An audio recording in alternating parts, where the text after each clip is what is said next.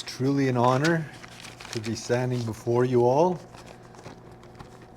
and a privilege to be addressing such an outstanding audience. I'm blessed. I originally entitled my talk Emotions, Feelings, and the Astonishing Power of Feelings, but it was just too much information, so I picked one topic to go with, and I picked presence because it's the most powerful for me. Being present means bringing your full attention to what you're doing this very moment. It's about letting go of distractions and fully engaging with the task or person in front of you. It means appreciating the sights, sounds, and feelings of the current moment instead of letting your mind wander to the past or to the future. But how do you achieve this? Is not difficult as you might think. It starts by making a conscious decision to be present. Then it's about practicing mindfulness, consciously bringing your attention back to the present moment whenever you have noticed that it has wandered. To truly grasp the concept of being present, it's important to understand the principles of mindfulness, a practice that goes hand in hand with presence. Being present doesn't merely mean being physically there, it's about being mentally and emotionally involved too. Mindfulness is the key to achieving this.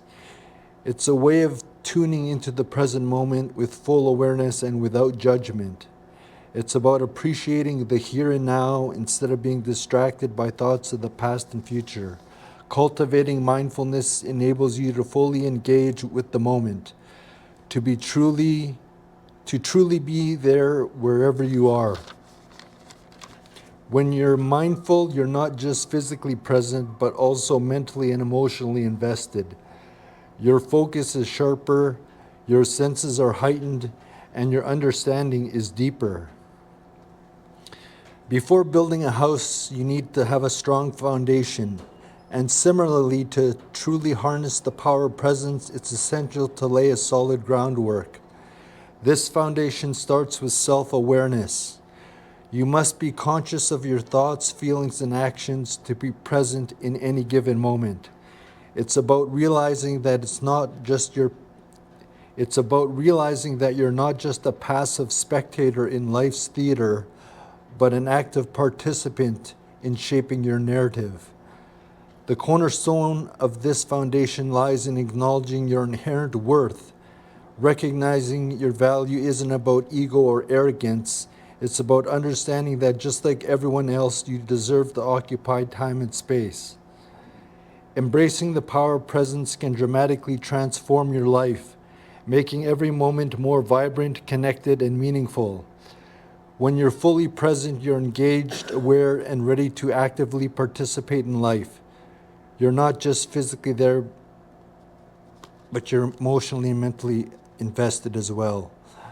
You're not stuck in your past regrets or future anxieties, but living in the here and now.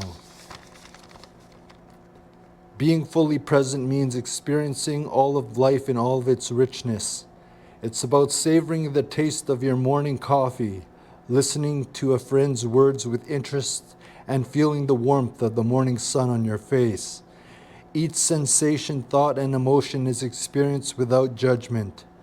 This awareness allows you to truly appreciate the beauty and complexity of life. Importantly, your relationships thrive when you're fully present.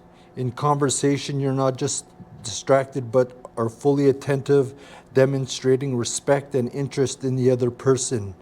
This deepens connections, fostering empathy and understanding.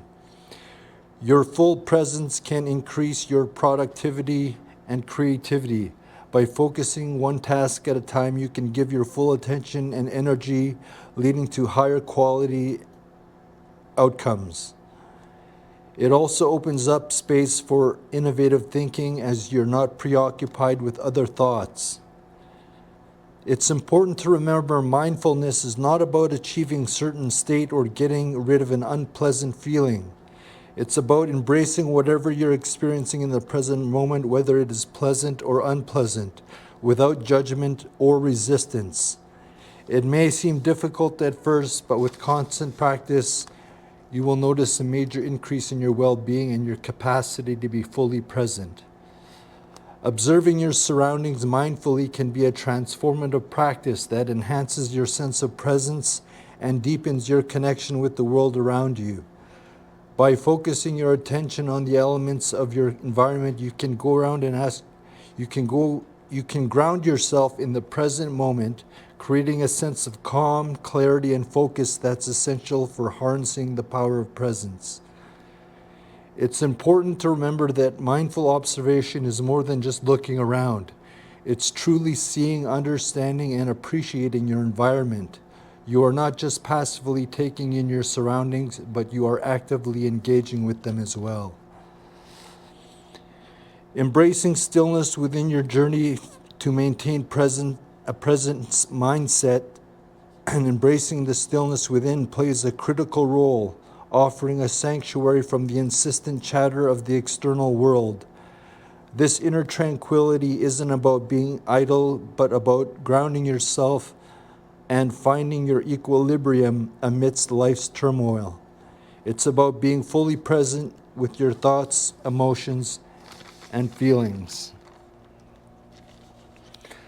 Now I'm going to talk a little bit about presence and a descriptive term that it was given by a contemporary enlightened mystic, Dr. David R. Hawkins. And he explains it as follows.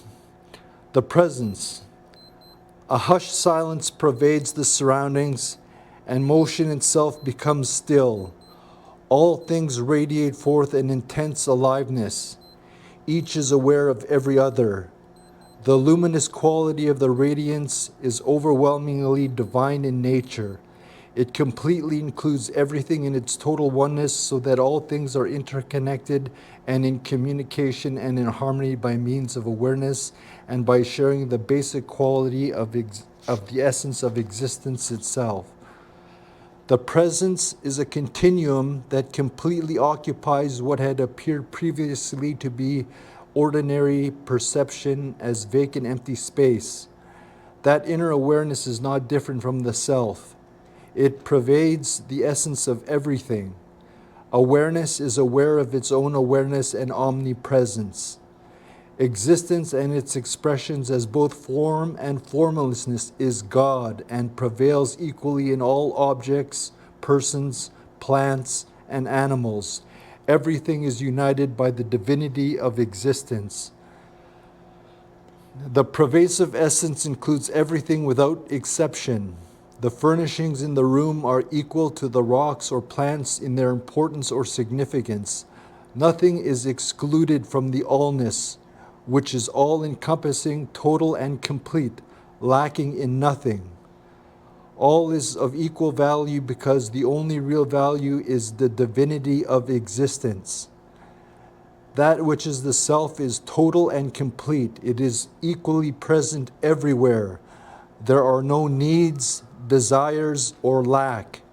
Neither imperfection nor discord is possible, and every object stands forth like a work of art, a piece of sculpture in perfect beauty and harmony with everything. The holiness of all creation is reverenced by the holiness of all creation is the reverence held by everything for everything else. All is imbued with great splendor, and everything is silenced in awe and reverence. The revelation instills an infinite peace and stillness. A glance at the body reveals it to be same as everything else, unowned, unpossessed by an individual, equal to the furniture or other objects in the room, merely a part of all that is. There is nothing personal about the body, and there is no identification with it. It moves about spontaneously, correctly executes its bodily functions, and effortlessly walks and breathes. It is self-propelled, and its actions are determined and activated by the presence. The body is merely an it, equal to any other thing in the room. When addressed by other persons, the body's voice responds appropriately, but what is heard in the discussion resonates at a higher meaning. The deeper, more profound meaning is revealed in every sentence. All communication is now being understood at a deeper level, almost as though each simple sounding question is actually an existential question and statement about mankind itself. On the surface, the wording sounds superficial, but on a deeper level, there are profound spiritual implications.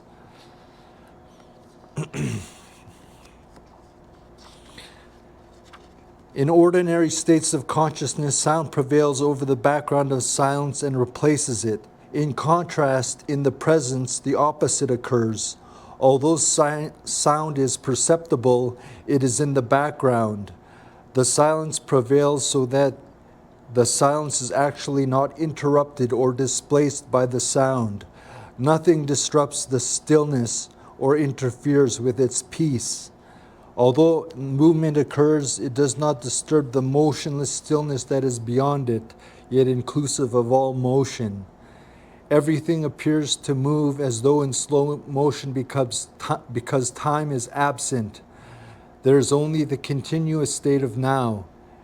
There is neither events nor happenings because all starts and stops, beginning and endings occur only in the dualistic consciousness of the observer.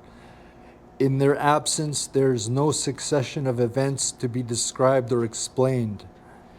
Instead of thinkingness, there is a self-revealing knowingness that imparts complete understanding as the self-explanatory and is self-explanatory by the self-effulgent nature of its essence. It is in its entirety and in the absolute beauty of this perfection that is doing so. It manifests its glory and reveals its intrinsic divinity. So I just want to stress again the importance of the power of presence. It's a fundamental component of our lives. And if we just give it a little bit of nurturance, say with some contemplation, meditation, mindfulness, we can increase the quality and sanctity of our lives. Thank you.